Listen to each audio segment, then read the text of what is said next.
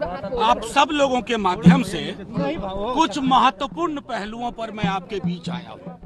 ये विधायी पहलू है, ये संविधान के पहलू हैं। वो तमाम लोग जो एक लोकतंत्र को की हत्या करना चाहते हैं, आपके माध्यम से मैं बताऊं, ये कॉन्स्टिट्यूशन ऑफ इंडिया है। इसके आर्टिकल 179 में स्पीकर को हटाने की व्यवस्था का उल्लेख है, जिसमें ये कहते हैं कि उन्हें हटाया जा सकता है, रेजोल्यूशन जो किया चुका है, majority of the all members of the assembly. ठीक है, अब इसका इंटरप्रिटेशन आपको बताऊं, ये सुप्रीम कोर्ट का जजमेंट है।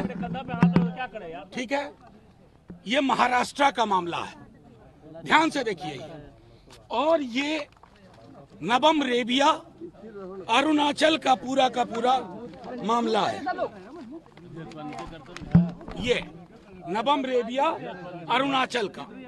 मैं आपको चाहूंगा आपके माध्यम से कि तमाम स्टेक होल्डर्स जो कल से इस विधायी महत्वपूर्ण पहलू पर फैसला लेंगे, चाहे कोई हो, स्पीकर साहब हो, सीएम साहब हो, उनके एडवाइजर्स हो, वो ये दोनों फैसले पढ़ें।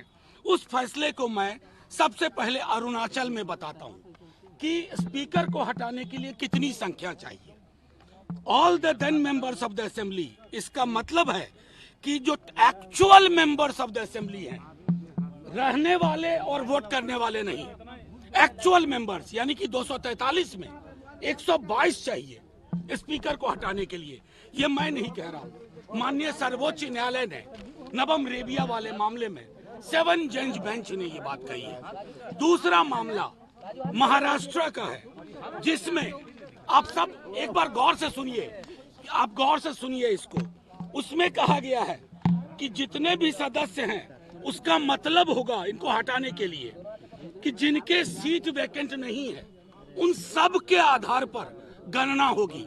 तो 243 में संविधान के हिसाब से, हालिया जजमेंट के हिसाब से, अरुणाचल और महाराष्ट्र के हिसाब से स्पीकर साहब को हटाने के लिए 122 सीट चाहिए। मैं सिर्फ ये इसलिए रख रहा हूं कि कोई इसमें पेच ना करे।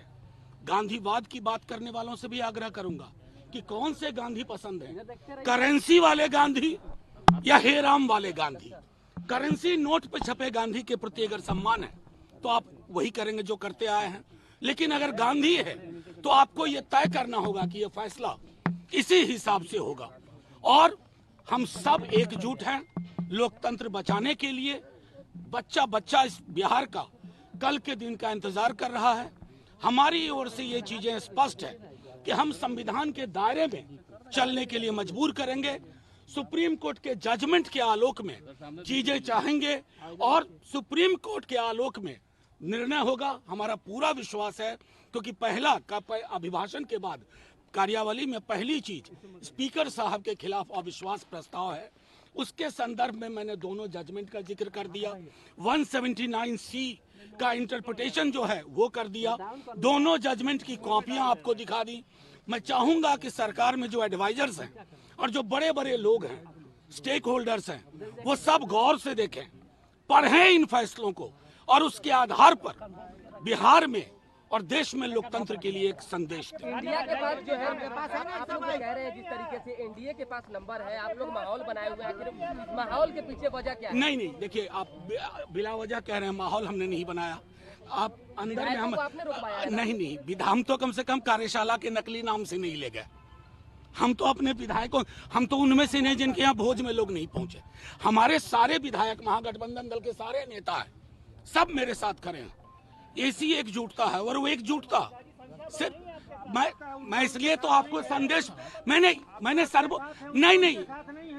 सर्वोच्च न्यायालय के इस जजमेंट को आपके सामने रखने का उद्देश्य एकमात्र था। आप लोग कुछ भी इसका इंटरप्रिटेशन करें, सरकार को अविश्वास प्रस्ताव स्पीकर पर पास कराने के लिए सर्वोच्च न्यायालय के निर्देश के अनुसार 122 सदस्य चाहिए। हम उनको शुभकामनाएं देते हैं।